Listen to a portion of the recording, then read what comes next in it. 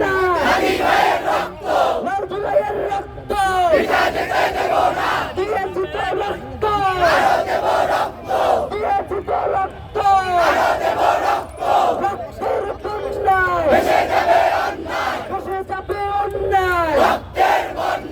আমরা সবাই হাতি হব বীর মুখে কথা কব আমরা সবাই হাতি হব যুগে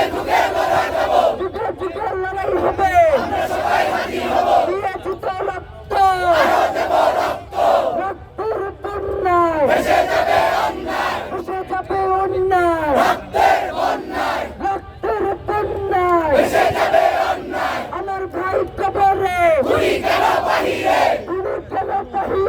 আমার ভাই কবরে